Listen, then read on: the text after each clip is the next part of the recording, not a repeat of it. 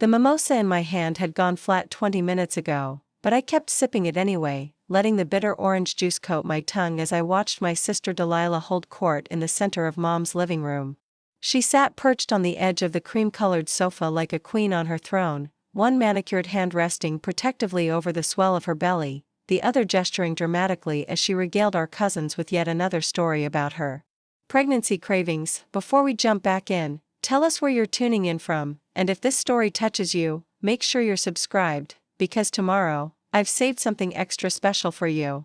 And then Marcus had to drive to 3 different grocery stores at midnight just to find pickled herring. She laughed, her voice carrying that musical quality that had always made people lean in when she spoke. Poor thing looked like he was going to faint when I made him buy a jar of peanut butter to go with it. The circle of women around her erupted in knowing giggles and sympathetic sighs. Aunt Rita clutched her pearls and declared Delilah absolutely glowing, while Cousin Jenny snapped photos for what had to be the 50th time today. Even Mom, normally reserved to the point of rigidity, beamed with pride as she arranged yet another gift on the growing pile beside the fireplace. I retreated further into the corner by the bay window, watching the scene unfold like a movie I'd seen too many times before. The pale pink and gold decorations Mom had spent weeks planning hung from every available surface, transforming her usually austere living room into something that belonged in a magazine spread. Tiny onesies strung like banners across the mantel. Centerpieces of baby's breath and roses on every table. A 3-tiered cake shaped like a bassinet sat waiting on the dining room table, complete with a fondant baby that looked more realistic than anything had a right to. Everything was perfect. Everything was exactly what Delilah wanted, what she'd always wanted, to be the center of attention, adored and celebrated, with everyone's eyes fixed on her like she was the sun itself, and I was the shadow in the corner, just like always. "Nora, honey, come sit with us," Mom called out, her voice carrying that particular note of forced cheerfulness she used whenever she remembered I existed. Delilah was just telling us about the nursery theme. I forced a smile and made my way over, settling into the empty chair someone had thoughtfully placed just outside the intimate circle. Delilah barely glanced at me, too caught up in describing the elaborate jungle theme she and Marcus had chosen for the baby's room. "We're having it professionally designed," she was saying, her voice taking on that breathless quality it always got when she talked about money. "The artist is flying in from New York next week to paint murals on all 4 walls. It's going to be absolutely magical." "How wonderful," Aunt Rita gushed. "Marcus must be doing so well at the firm." Delilah's smile faltered for just a split second, so quickly that I almost missed it. But I'd been watching my sister perform her whole life, and I caught the tiny crack in her facade before she smoothed it over, preparing and narrating this story. Took us a lot of time, so if you are enjoying it, like this video, it means a lot to us. Now back to the story. "Oh, you know how lawyers are," she said with a dismissive wave. "Always complaining about money even when there's plenty to go around." It was a lie. I knew it was a lie because I'd seen Marcus at the family barbecue last month, heard him quietly telling Dad about the cases that had fallen through, the clients who'd backed out, the mounting student loans that kept him awake at night. But Delilah had perfected the art of spinning truth into whatever shape she needed it to be, and no one in this room would ever think to question the Golden Girls' version of reality. "Well, money isn't everything," Mom said, though her tone suggested she didn't quite believe it herself. "The most important thing is that the baby will be surrounded by love." "Exactly," Delilah agreed, her hand moving to her belly again in that protective gesture that had become second nature. "Though it certainly doesn't hurt to be able to provide all the best things. Private school, music lessons, college fund." She trailed off with a contented sigh, as if she were already seeing her child's bright future laid out before her. I took another sip of my flat mimosa and tried not to think about the conversation I'd overheard between her and Marcus 2 weeks ago when I'd stopped by their apartment to drop off some baby clothes I'd bought. They'd been in the kitchen, voices low but urgent, talking about credit card bills and mortgage payments and whether they could afford the premium health insurance plan for the delivery. "Some people are just so fortunate," Cousin Jenny said wistfully. "Not everyone can give their children all those advantages." And that's when Delilah's mask slipped completely, her smile turned sharp around the edges, and she looked directly at me for the first time since I'd arrived. "That's so true, Jenny. I mean, let's be honest, some people just can't afford to have kids." It's really irresponsible when people bring children into the world without being able to properly provide for them. The room went quiet. Not the comfortable quiet of shared understanding, but the charged silence that comes before a storm. I felt every pair of eyes in the room shift between Delilah and me, felt the weight of their collective awareness that something significant had just happened, even if they weren't quite sure what, because everyone in this room knew about David. Everyone knew that I'd been married once, that David and I had tried for years to have a baby, that we'd gone through round after round of fertility treatments that drained our savings and our hope in equal measure.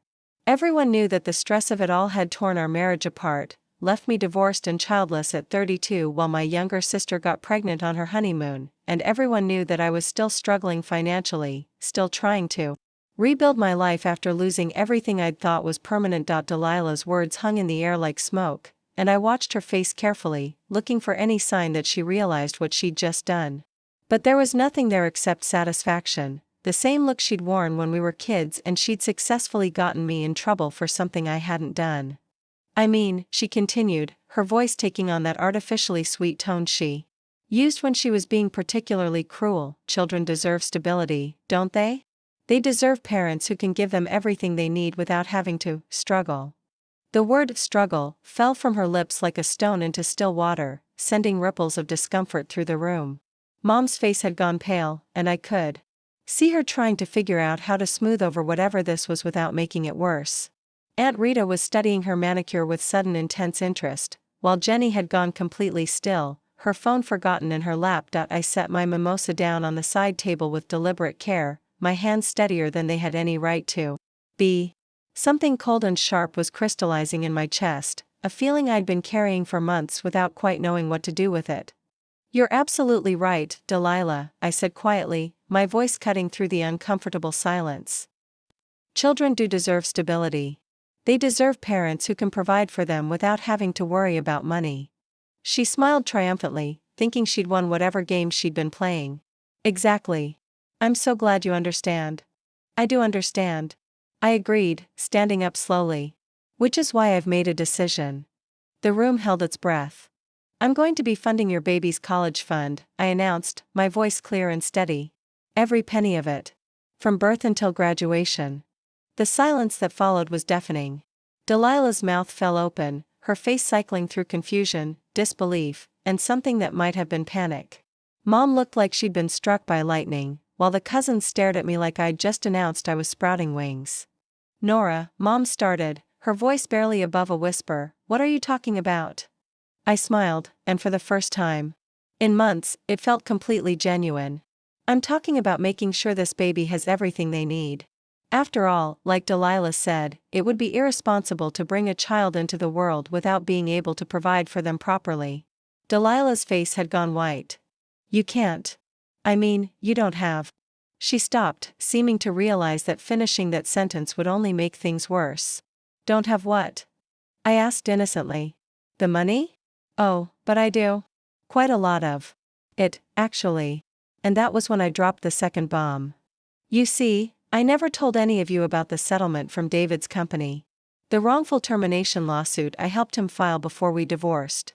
We split it 50-50, as agreed in our divorce papers. My half came to just over $2 million. The room erupted in gasps and shocked murmurs, but I kept my eyes fixed on Delilah's face, watching as the reality of what I'd just said sank in.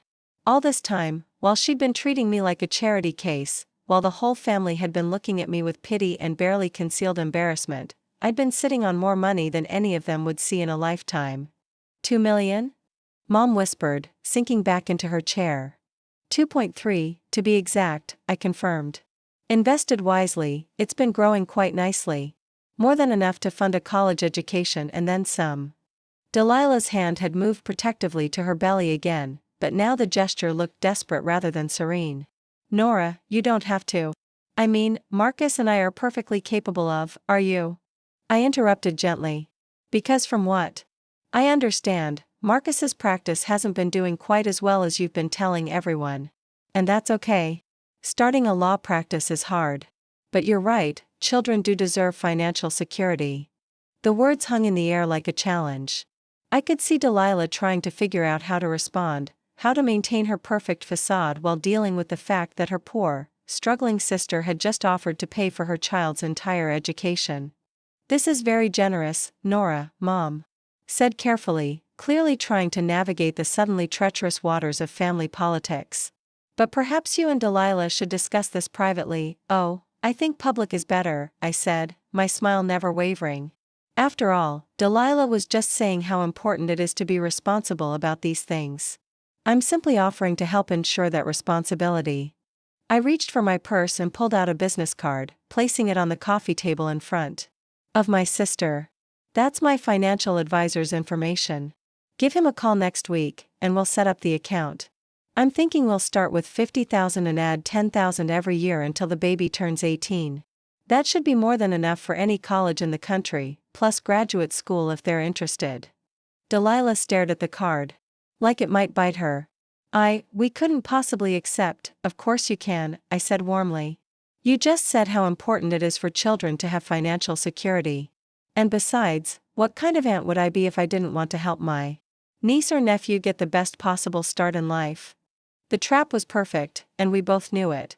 Delilah couldn't refuse without contradicting everything she'd just said about financial responsibility. She couldn't accept without acknowledging that she'd been lying about their financial situation. And she couldn't attack me for offering without looking like the most ungrateful person in the room. "I think it's wonderful," Aunt Rita said suddenly, breaking the tense silence. "What a thoughtful gesture, Nora. The baby is so lucky to have such a generous aunt." "Absolutely," Jenny agreed, though she looked confused by the undercurrents she couldn't quite understand. "That's incredibly kind of you." Mom was nodding slowly, though I could see her trying to process this new version of reality where her struggling daughter was actually the family's secret millionaire. "Yes, it's very thoughtful." Delilah looked around the room at all the expectant faces, trapped between her pride and her practical needs. I could practically see her calculating, trying to figure out if there was any way to refuse gracefully or if she was stuck accepting help from the sister she'd just publicly humiliated. "Thank you," she finally managed, her voice tight. That's very generous." I smiled and picked up my purse. "Wonderful.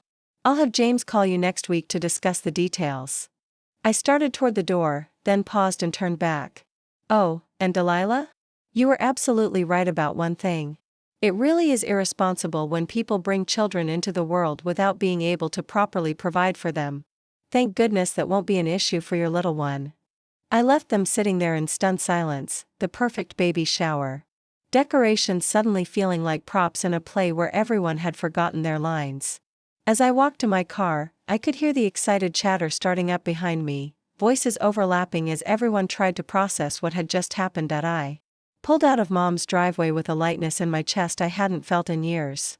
For so long, I'd let them define me by what I'd lost: my marriage, my fertility, my apparent financial security. I'd played the role of the struggling sister, the cautionary tale, the one they could all look at and feel better about their own lives, but that was over now. My phone buzzed with a text message as I stopped at a red light. It was from Mom. "We need to talk." I deleted it without responding and drove toward my apartment, toward the life I'd been quietly building while everyone else was looking the other way. Tomorrow, I would call James and set up that college fund. Because I'd meant every word I'd said. That baby would have every advantage I could give them, but tonight, I was going to open a bottle of wine and savor the memory of Delilah's face when she realized that her poor, pathetic sister had just become the most important person in her child's future. The game had changed, and for the first time in my life, I was the one holding all the cards. The first call came at 6:47 a.m. the next morning. I'd been awake for an hour already, sitting on my balcony with coffee and watching the sunrise paint the city skyline in shades of gold and pink. My apartment wasn't much to look at from the street, a modest 2-bedroom in a converted warehouse building downtown, but the view from the 15th floor was spectacular. I'd chosen this place specifically because nobody from my family would ever think to look for me here, in what they would consider a rough neighborhood full of artists and graduate students. The irony wasn't lost on me that I could have afforded a penthouse in the most exclusive part of town, but I preferred the anonymity of blend-in mediocrity. At least, I had until yesterday. My phone buzzed against the glass table, Mom's contact photo filling the screen. I let it go to voicemail, then watched as it immediately started ringing again. And again. On the fourth call, I finally answered. Good morning, Mom. Nora Elizabeth Morrison, you have exactly 10 minutes to get over here and explain what in God's name you were thinking yesterday.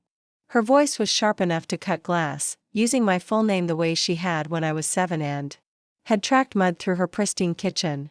I was thinking that Delilah was right about children deserving financial security, I said calmly, taking another sip of my coffee. Was there something unclear about my offer? Don't you dare take that tone with me, young lady. $2 million? And you've been sitting on it for 3 years while we all thought you were struggling? While I've been losing sleep worrying about your finances? I almost laughed at that.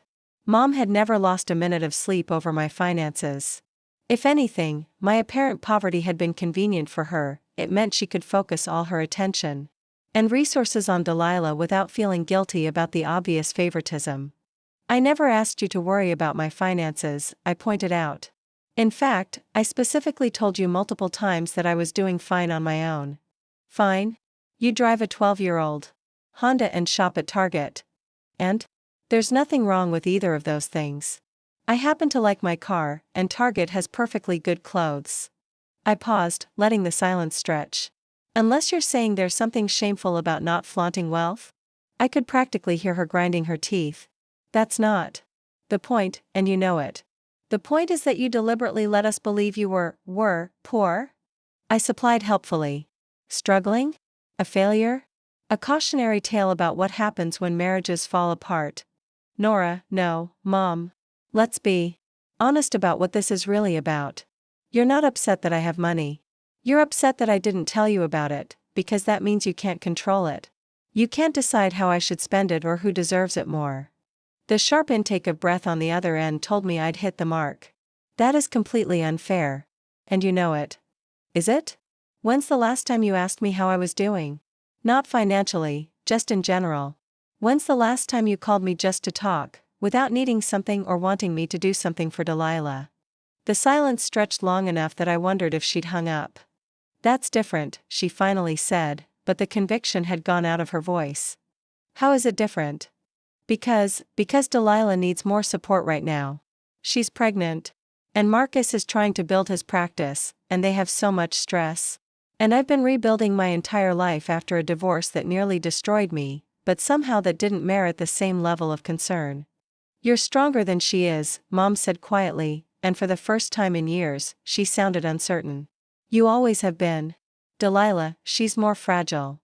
I set my coffee cup down harder than necessary, the clink of ceramic against glass echoing off the balcony walls. Delilah isn't fragile, Mom. She's manipulative. There's a difference. How? Can you say that about your own sister? Because it's true. Because I've spent 32 years watching her perform helplessness every time she wants something, and watching everyone around her fall for it every single time. I stood up and walked to the balcony railing, looking down at the street below, where early morning joggers were starting their routes. Normal people living normal lives, unburdened by the twisted dynamics of family obligation and conditional love. She called me last night, Mom said suddenly. After you left. She was crying, Nora. Really crying, not the pretty tears she does when she wants attention. She's terrified. Something cold twisted in my stomach. Terrified of what? Of you. Of what you might do with this power you have over her now. I closed my eyes and took a deep breath. I offered to pay for her child's education, Mom. How is that terrifying? Because she knows you. She knows how angry you are, how much you resent her, and now you have leverage over the most important thing in her life. The accusation hung between us like a physical thing. I felt it settle in my chest, heavy and uncomfortable, because there was just enough truth in it to sting. I would never hurt a child, I said quietly. I know that. But Delilah doesn't know. What strings might be attached to your offer? What conditions you might impose? What happens if you decide you don't like how they're raising the baby, or if you get angry at her again? I turned and went back inside, suddenly needing the solid walls of my apartment around me. There are no strings, Mom. I meant what I said.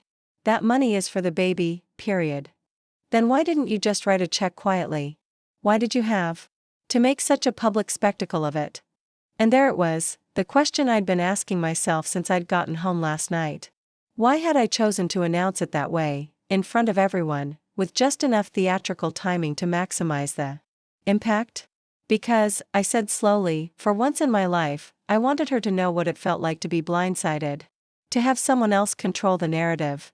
So this is about revenge. No. It's about balance. I walked to my kitchen and refilled my coffee cup, buying time to organize my thoughts. Do you know what Delilah said to me at Dad's birthday party last year? Nora, she told me I should be grateful that David left me, because I clearly wasn't cut out for marriage anyway, and now I could focus on figuring out what I'm actually good at. In front of Uncle Bill and his entire family. I heard Mom's sharp intake of breath, but I continued. And when I tried to tell you about it later, you said I must have misunderstood, that Delilah would never say something like that. You made me feel like I was crazy for being hurt by it. I don't remember, of course you don't. Because acknowledging that your golden child can be cruel would require you to examine why you've spent our entire lives making excuses for her. The words came out harder than I'd intended, and I immediately regretted the edge in my voice. But I was tired, so tired of pretending that the family dynamics were normal, that the casual cruelty was just teasing, that my feelings didn't matter as much as everyone's comfort. Nora, Mom said, and her voice was smaller now, more uncertain. I never meant to make you feel. I love you both equally. No, you don't. The words came out matter of fact rather than accusatory. And that's okay. I've made peace with it. But don't ask me to pretend anymore that everything is fine, or that I should just quietly accept being treated like the family disappointment. You're not a disappointment. Then why does it always feel like I have to earn my place at the table? Why do I have to prove that I deserve your attention, your concern, your basic respect? The silence that followed was different from the earlier ones. This one felt heavy with recognition, uncomfortable with truth. I need to go, Mom finally said. But Nora, please don't let your anger at us hurt that baby. Whatever issues you have with Delilah, they deserve better than being caught in the middle of our family drama. The baby won't be hurt by this, Mom. If anything, they'll benefit from having one adult in the family who's willing to put their needs first, no matter what.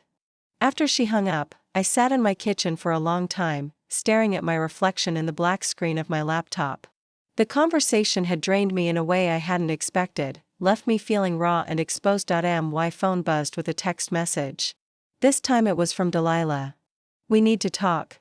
Can you come over? I stared at the message for several minutes, thumb hovering over the keyboard.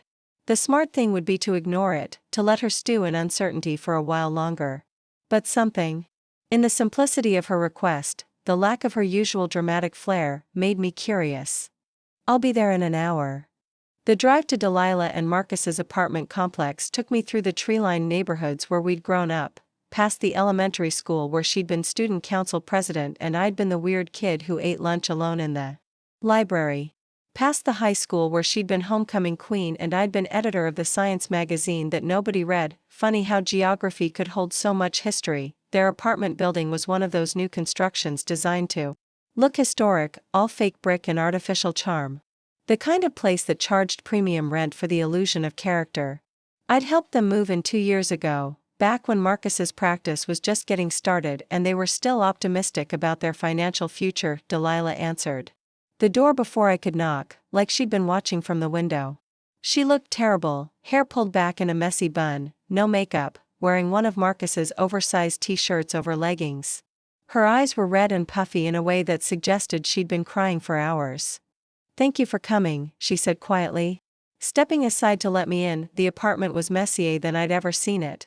Delilah had always been obsessively neat, the type of person who made her bed before getting out of it. But now there were dishes in the sink, magazines scattered across the coffee table, and a basket of unfolded laundry sitting on the couch. Marcus is at work, she said, following my gaze. He doesn't know about yesterday. Not yet. I nodded and took a seat in the armchair across from her. She settled onto the couch, pulling her knees up to her chest in a way that made her look younger and more vulnerable than she had in years.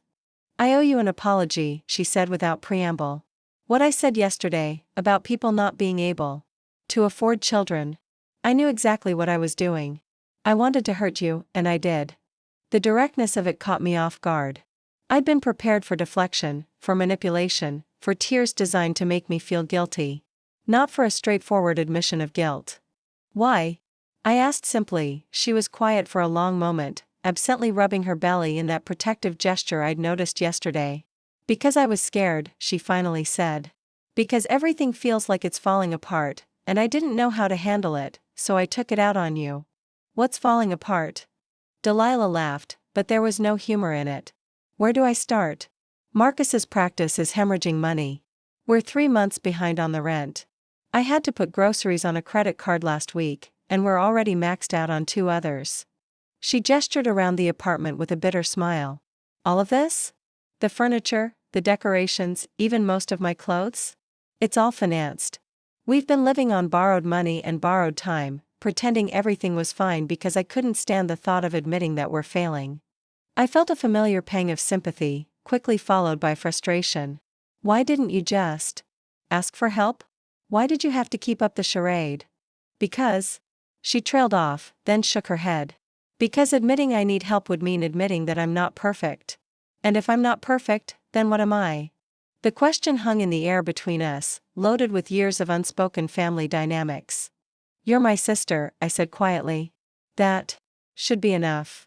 Delilah's eyes filled with tears, the real kind this time. But it never felt like enough. It felt like I had to be more, prettier, more successful, more put together, just to maintain my place in the family. And when you achieve things, when you got scholarships and awards and recognition for your brain instead of your looks, I felt like I was losing the only thing that made me special. I stared at her, genuinely shocked. You were jealous of me? Terrified. Of you, she corrected. You were smart in a way I could never be. You could hold your own in conversations with Dad about politics and science and all these things I didn't understand. And I was afraid that if anyone looked too closely, they'd realize that beneath all the surface sparkle, there wasn't much substance to me. It was the most honest thing she'd ever said to me, and it reframed decades of our relationship in a way that made my chest tight. So you made sure I never got too comfortable, I said slowly. Every time I started to feel confident, you'd find a way to knock me down a peg. She nodded miserably. I told myself it was just sibling rivalry, that it was normal. But yesterday, when you stood up and announced that college fund, I realized how cruel I'd been. How much damage I'd done. I leaned back in my chair, processing this new information. And now you're worried that I'm going to use the money to control you. To get revenge. Aren't you? She asked, and there was genuine fear in her voice. Don't you want to make me pay for all the years of treating you like you didn't matter? I considered the question seriously, examining my own motivations with the kind of brutal honesty the moment seemed to require. Part of me does, I admitted. Part of me wants to watch you squirm, to make you beg, to hold your child's future over your head the way you've held your supposed superiority over mine. Delilah flinched, but she didn't look away. But the bigger part of me, I continued, the part that's going to win, just wants to make sure that baby has opportunities we never had. The chance to be valued for who they are, not who they're supposed to be. What does that mean? For us, I mean. For our relationship. I stood up and walked to the window, looking down at the parking lot where my sensible Honda sat next to her leased BMW that she apparently couldn't afford. I don't know, I said honestly. I can't just forget 30 years of feeling like the consolation prize in my own family. But I also can't pretend that what you just told me doesn't change things. I turned back to face her. The money for the baby is real, and it's unconditional. But if you want any kind of relationship with me beyond that, you're going to have to prove that you've actually changed. Not just that you're sorry, but that you're different. Delilah nodded slowly. What would that look like? I don't know yet. But I think we're about to find out. As I drove home, I found myself thinking about the scared, vulnerable woman I'd just left behind, and how different she was from the polished performer who'd held court at the baby shower. Maybe the real Delilah had been hiding beneath the surface all along, just as surely as my financial security had been hidden beneath my carefully maintained facade of struggling normalcy. The difference was, I'd been hiding my strength to protect myself. She'd been hiding her weakness to protect her image. Now we were both exposed, both vulnerable, both trying to figure out who we actually were without our carefully constructed masks. It should have felt terrifying. Instead, for the first time in years, it felt like the beginning of something real. 3 weeks after the baby's shower, I found myself sitting in James Crawford's office, watching my financial advisor's eyebrows climb higher as he reviewed the paperwork I'd brought him. "You want to establish a college fund for your sister's unborn child," he said slowly, adjusting his wire-rimmed glasses. "Starting with $50,000, with annual contributions of $10,000 until the child reaches 18. That's correct. And you want it structured so that only the child can access the funds, starting at age 16 for educational expenses, with full control transferring at 25. I nodded.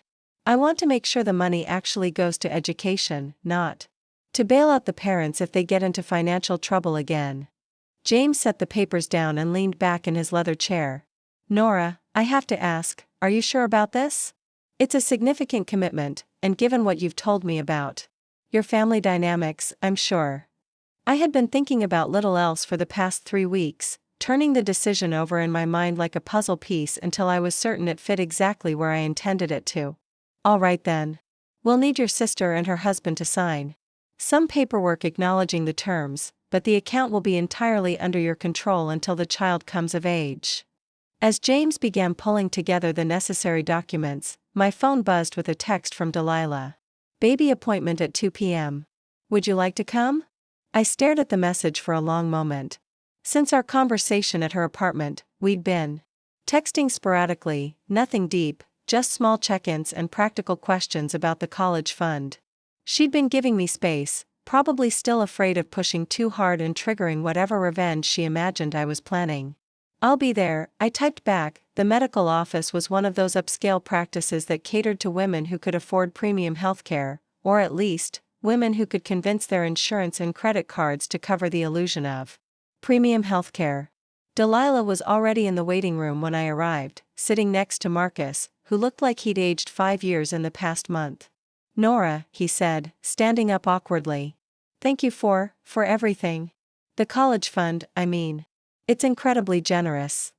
I studied his face, looking for signs of resentment or wounded pride, but all I saw was genuine gratitude mixed with exhaustion. "How are you holding up, Marcus?" He laughed, but it came out hollow. "Well, I'm not sleeping much, and I've been stress-eating gas station coffee, but we're managing. Barely, but managing." Delilah reached for his hand, and I noticed how naturally he intertwined their fingers. Whatever their financial problems, their connection seemed solid. It was something I'd never had with David, that easy physical comfort that spoke of real partnership rather than performance. "Delilah Morrison?" A nurse called from the doorway. "Actually," Delilah said, standing up slowly, "it's Delilah Chen now. I changed it after the wedding, but I keep forgetting to update my records." I blinked in surprise. "You took Marcus's name?" She nodded, a slight blush coloring her cheeks. "I know it's old-fashioned, but I like the idea of starting fresh. Being part of something new." It was such a small detail, but it shifted something in my understanding of who my sister had become. The Delilah I'd grown up with would never have given up the Morrison name. It carried too much social weight in our hometown, too much history of achievement and respectability. The ultrasound room was dimly lit and cramped, with Marcus and me squeezed into chairs against the wall while Delilah lay on the examination table. The technician, a cheerful woman in her 50s, squirted gel onto Delilah's exposed belly and began moving the wand around. "Let's see how baby is doing today," she murmured, eyes focused on the screen, and then there it was, a grainy black and white image that gradually resolved into something unmistakably human. A head, tiny arms, the curve of a spine. The steady thump-thump-thump of a heartbeat filled the room. "Everything looks perfect," the technician announced. "Would you like to know the sex?" Delilah and Marcus looked at each other, one of those wordless conversations that married couples have. "Yes," Delilah said finally. "Congratulations, you're having a little girl. A daughter." I felt something unexpected bloom in my chest, a fierce protectiveness for this tiny person I'd never met. This little girl who would grow up in a world I could help make better for her, one decision at a time. "She's beautiful," Marcus whispered, his voice thick with emotion. Delilah was crying, the real tears again, not the performance ones. "Look at her little hands," she managed between sobs. I found myself leaning forward, studying the screen with the same intensity I'd once brought to lab experiments. "She's going to be brilliant," I said quietly. "I can tell already." The technician printed out several copies of the ultrasound photos, and we filed out of the room in a strange, emotional silence. In the parking lot, Marcus excused himself to take a phone call from his office, leaving Delilah and me standing beside our cars. "Thank you for coming," she said, clutching the ultrasound photos like treasure. "It meant a lot to have you here."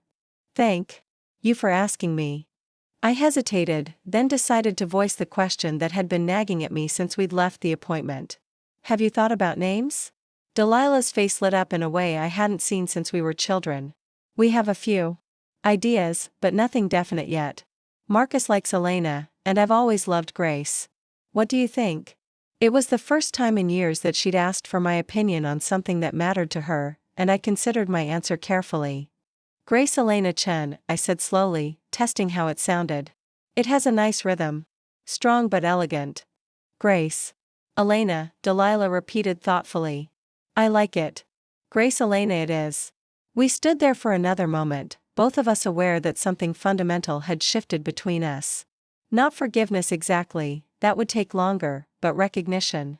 An acknowledgement that we were both different people than we'd been 3 weeks ago. "Nora," Delilah said suddenly, "I want you to be her godmother. If you're willing." The request caught me completely off guard. "Delilah, I don't know if I'm not asking because of the money," she interrupted. "I'm asking because I want Grace to have someone in her life who will value her mind as much as her heart. Someone who will teach her that she doesn't have to choose between being smart and being loved." I felt tears prick at my eyes. What if I mess it up? What if I don't know how to be a good godmother? "Then you'll figure it out as you go, just like the rest of us." Delilah smiled, and for the first time in years, it reached her eyes. "Besides, I think you've been practicing your whole life without knowing it." "What do you mean?" "All those science camps you went to, all those kids you tutored in college. The way you light up when you talk about your research, you've always been good with people who think differently, who see the world from unusual angles. Grace is going to need that." I looked down at the ultrasound photo she pressed into my hands, at the tiny profile of my future niece. "She's going to be surrounded by people who love her unconditionally, isn't she?" "Yes," Delilah said firmly. "Starting with her very smart, very generous aunt who's going to make sure she never has to worry about paying for college." We were interrupted by Marcus returning from his phone call, his face transformed by the biggest smile I'd seen from him in months. "That was Johnson and Associates," he said, practically vibrating with excitement. "They want to discuss a partnership. Apparently, word is getting around about the pro bono work I've been doing, and they're interested in bringing me on as a partner to head up their new community outreach division." Delilah threw her arms around him, ultrasound photos crinkling between them. "Marcus, that's amazing. It means salary, benefits, steady income," he continued, spinning her around gently. "It means we can actually afford to raise this baby without drowning in debt." I felt a warm satisfaction settle in my chest. "Congratulations, Marcus. That's wonderful news." "Thank you," he said, and his gratitude seemed to encompass more than just my well wishes. "For everything. The college fund, being here today, giving Delilah someone to talk to who understands what it's like to rebuild your life from scratch." It wasn't until I was driving home that the full weight of his words hit me. Somewhere in the past few weeks, without quite realizing it, I had become someone my sister turned to for support. Not financial support, though that was part of it, but emotional support. The kind of relationship I'd always wanted with her but never thought possible. That evening, I called James to finalize the college fund paperwork, then spent an hour on my laptop researching the best investment strategies for long-term educational savings. By the time Grace turned 18, the account would be worth well over $300,000, enough for any college in the country, plus graduate school if she wanted it, but more importantly, it would be hers. A gift with no strings attached, no conditions, no requirements except that she use it to build the future she wanted for herself. A week later, I received an unexpected visitor. Mom knocked on my apartment door at 8 o'clock on a Sunday morning, looking uncharacteristically uncertain. "I hope you don't mind me stopping by unannounced," she said when I let her in. I was in the neighborhood, and I thought, well, I Thought we should talk. I poured her coffee and we sat at my small dining table, the morning light streaming through the windows making everything feel softer, more forgiving. Delilah told me about the ultrasound appointment, Mom began. About Grace Elena. It's a beautiful name. It is. She wrapped her hands around her coffee mug, staring down into the dark liquid. She also told me you're going to be the godmother. I nodded, unsure where this conversation was heading. I owe you an apology, Nora. A real one, not the half-hearted attempts I've made over the years when I knew I'd hurt your feelings but didn't want to examine why. I waited, giving her space to find her words. I did favor Delilah, she said quietly. Not because I loved her more, but because she was easier to understand. Her needs were simple: attention, approval, admiration. Yours were more complex, and I was afraid of failing you, so I convinced myself that you didn't need me as much. I needed you just as much, I said softly. I just needed you differently. I know that now. And I'm sorry it took me so long to see it. She looked up at me, and I was surprised to see tears in her eyes. You've become an extraordinary woman, and I had very little to do with it. That's my loss, not yours. We talked for 2 hours that morning, really talked, in a way we hadn't since I was a child. She told me about her own struggles with feeling inadequate as a mother, about the pressure she'd felt to raise successful daughters, about the guilt she'd carried for years over the way she'd handled our sibling rivalry, and I told her about the loneliness of always feeling like an outsider in my own family, about the relief of finally having enough money to feel secure, about my hopes for Grace and the kind of aunt I wanted to be. When she left, we hugged for the first time in years, not the perfunctory embrace we usually shared at family gatherings, but a real hug, the kind that communicates forgiveness and hope. 6 months later, Grace Elena Chen made her entrance into the world. At 3:47 a.m. on a Tuesday morning, weighing 7 pounds and 2 ounces.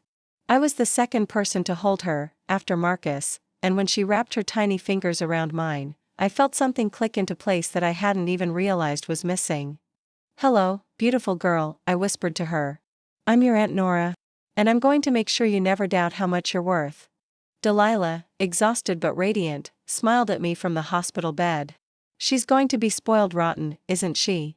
Absolutely, I confirmed. But also loved unconditionally, challenged intellectually, and supported completely.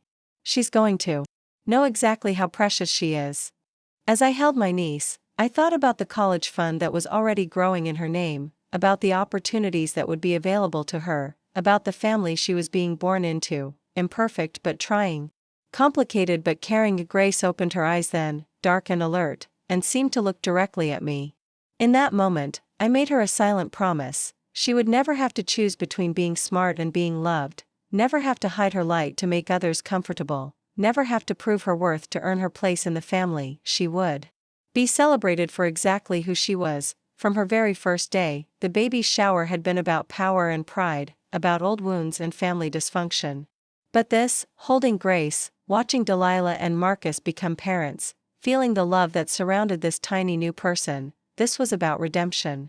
About the possibility of breaking cycles and building something better, about the profound gift of second chances. As I handed Grace back to her mother and watched Delilah's face transform with wonder, I realized that the college fund had never really been about the money.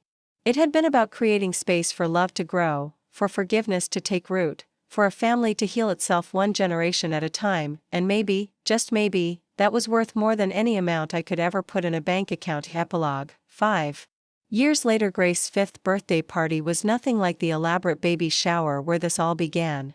We held it in the backyard of the small house Delilah and Marcus had bought with his partnership money, with homemade decorations and a cake I'd attempted to bake myself, with mixed results, but Grace didn't care about the imperfect frosting or the slightly lopsided decorations. She was too busy showing off the butterfly garden she'd helped me plant in one corner of the yard, explaining to anyone who would listen how caterpillars transform into butterflies through a process called metamorphosis. Aunt Nora taught me that word, she said proudly to her grandfather, who had driven up from Florida for the occasion. It means when something changes into something completely different but still the same inside. I caught Delilah's eye across the yard and we shared a smile. Grace was right about metamorphosis, though I doubted she understood how perfectly she described what had happened to our family. We were all still the same people we'd always been, but we'd transformed into better versions of ourselves. Delilah had grown into a mother who valued her daughter's curiosity as much as her sweetness. Marcus had built a practice that let him help people while supporting his family. Mom had learned to love us both without competition or comparison, and I had discovered that the greatest wealth wasn't what I could accumulate for myself, but what I could give away to make the future brighter for someone else. As the sun set and the party wound down, Grace climbed into my lap on the porch swing, sticky with cake frosting and tired from a day of celebration. "Aunt Nora," she said sleepily, "when I grow up, I want to be a scientist like you." "What kind of scientist?" I asked, smoothing her dark hair. "The kind that helps things grow," she said with the certainty that only 5-year-olds possess. "The kind that makes the world better." I hugged her closer and looked out at the butterfly garden, where the first monarchs of the season were beginning to emerge from their chrysalises. "I think you're going to be exactly that kind of scientist, Grace Elena," I whispered. "And I can't wait to see all the amazing things you're going to discover." The college fund, now worth over $200,000, would make sure she had every opportunity to pursue those discoveries. But more importantly, she would pursue them knowing she was loved, supported, and valued for the remarkable person she was already becoming. Sometimes the best revenge isn't revenge at all. Sometimes it's building something so beautiful that it makes all the old pain irrelevant. Sometimes it's creating a future so bright that it transforms the past into just another step on the journey toward love. Up next, you've got 2 more standout stories right on your screen. If this one hit the mark, you won't want to pass these up. Just click and check them out. And don't forget to like, subscribe and turn on the notification bell, so you don't miss any upload from us.